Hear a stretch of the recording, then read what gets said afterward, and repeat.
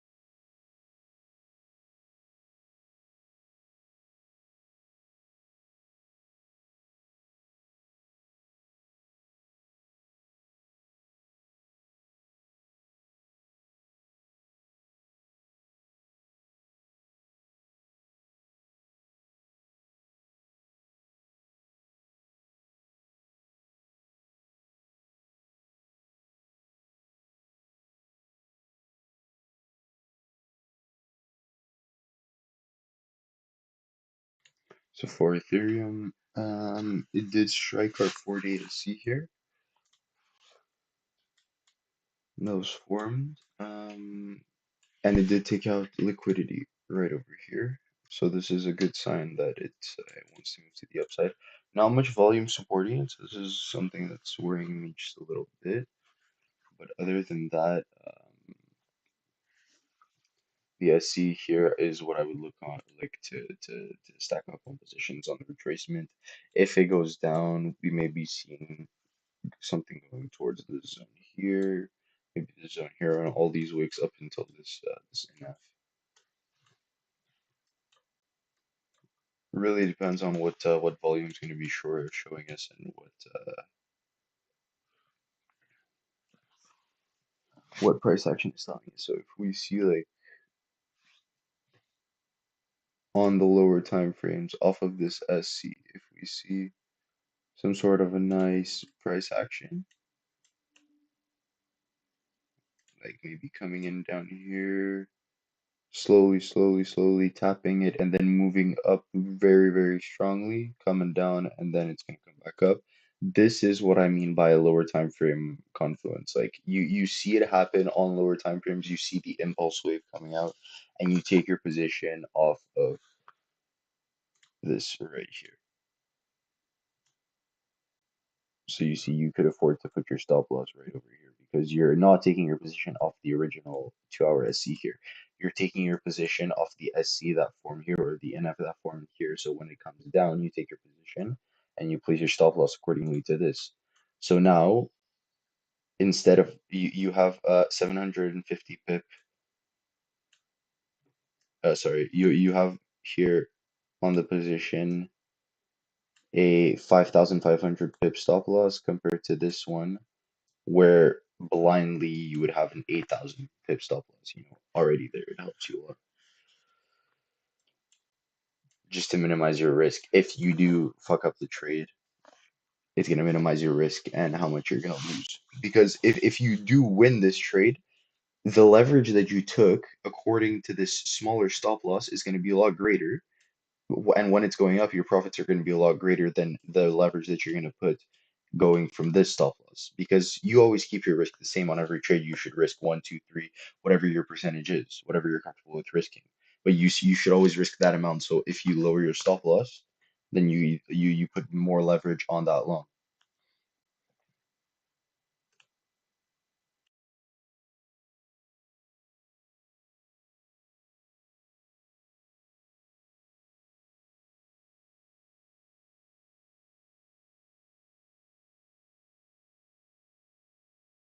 And this also serves as a great way of invalidating your trades because if you see that it's coming down into this area and it's super fast, like it just drops right into it, and then once it comes here, it just chills for a little bit, doesn't do much. That's a pretty good idea for you to say, you know what, let's not take this trade. It's not looking good. It's not moving with a lot of the money. You don't have volume supporting it. You don't have any price action supporting because inevitably what's going to happen, it's just going to come up a little bit and then it's going to keep dropping. That's usually what happens. That's why lower time frames are useful. Like I had a question the other like yesterday. Somebody asked like, "Are isn't the 1 minute useless?" No, it's not useless because you have information that you don't have on other charts. Like you see here, you have this SC that was drawn up on the 2 day here. The SC that was drawn up on the 15 minute. When you come look at it, this SC corresponds with this NF right here and with market structure. So this is another confluence for you to take a trade.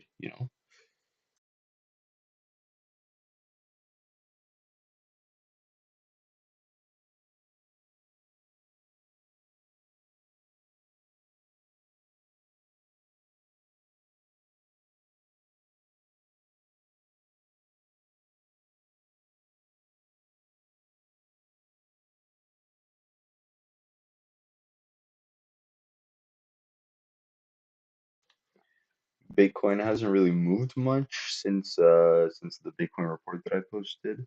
So it's still in the range. It's still not doing much. Still not much volume supporting it. But what I am liking is that there's some news coming out with MicroStrategies.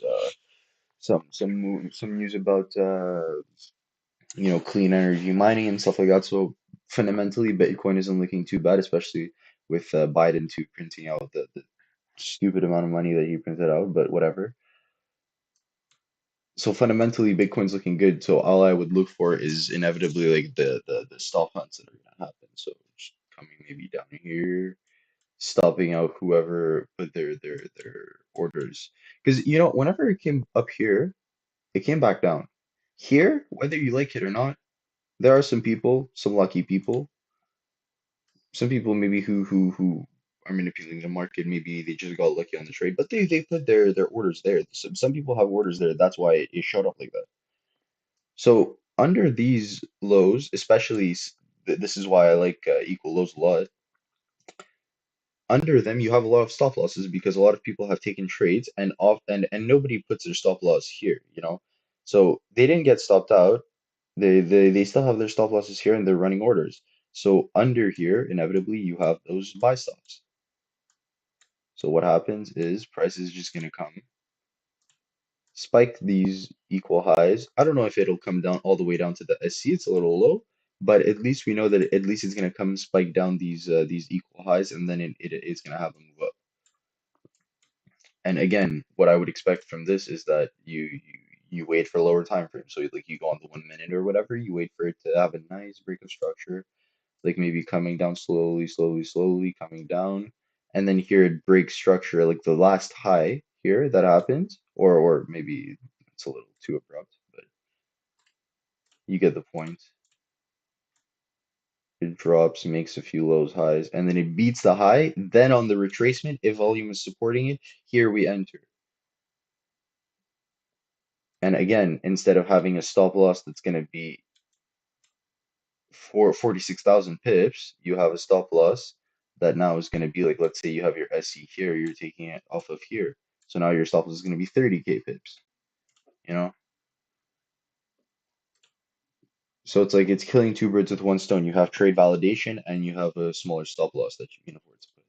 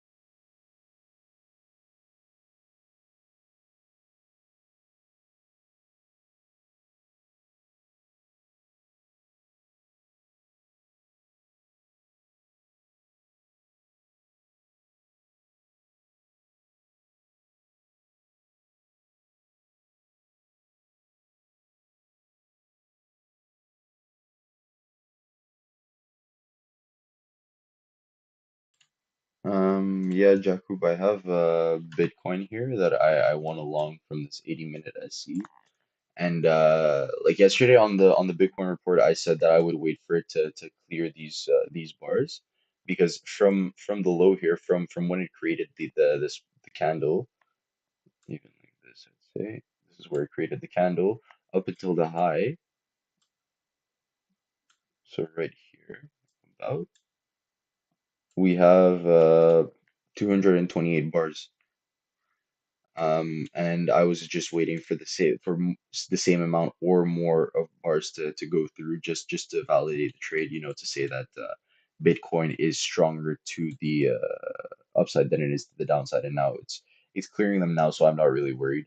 Yeah, I don't think it's getting it to the 80-minute I see in the next candle or so.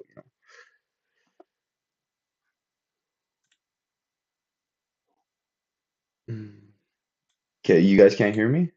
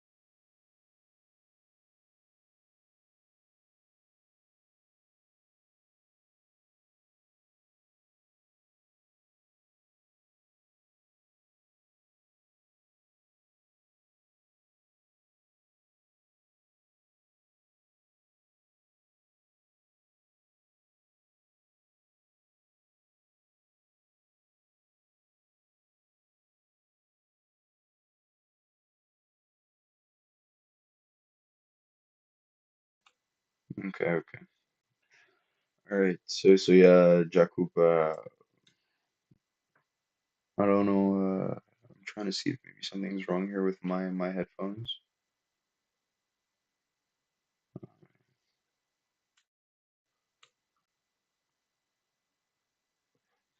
But yeah, this is the setup that I'm looking at currently. Ethereum too isn't looking too bad for this 2-day SC,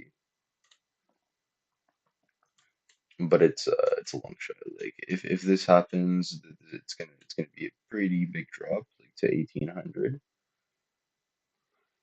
So we'll see whether or not that gets mitigated.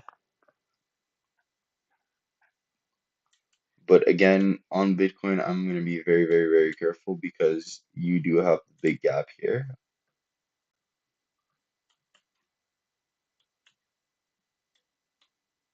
on the daily.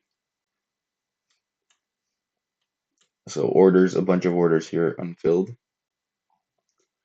and whenever the price does come down, and I'm assuming like it might ride up a little bit, just because it's going up with market structure right now. But other than that, I definitely see it coming down to this NF because these orders have to get filled.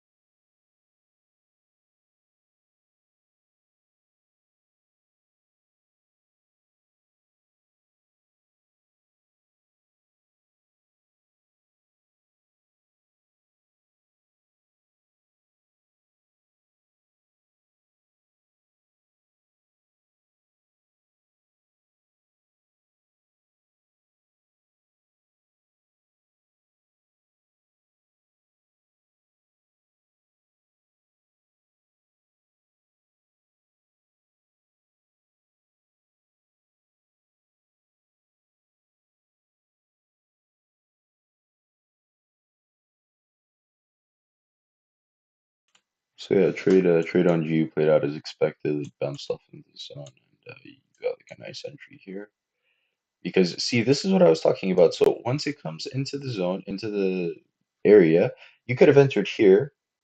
You would it would have taken out your stop loss. You could have entered here, would have taken out your stop loss. But if you would have waited for a strong reaction like this one here, you have the retracement right into the NF here, and here this is where you take your position, right around here. Maybe putting the stop loss there and letting it ride out. Now you would be at like about 1 RR. But I would maybe let this ride out until 1, 2, 3 here, and then I would start taking some massive profits. But other than that, you're in the blue now.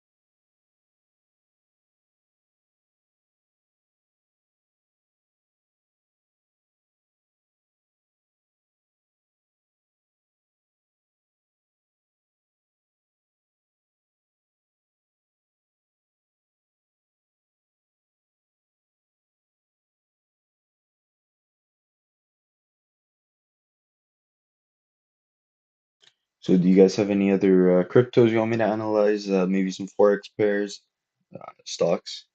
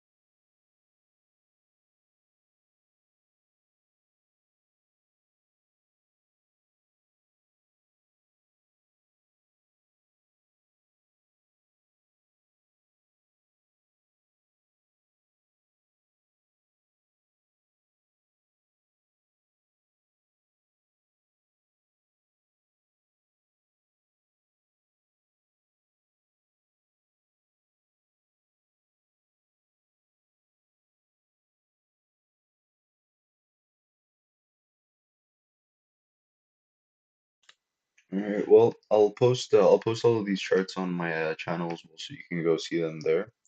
But other than that, I'll see you guys on the bird nest.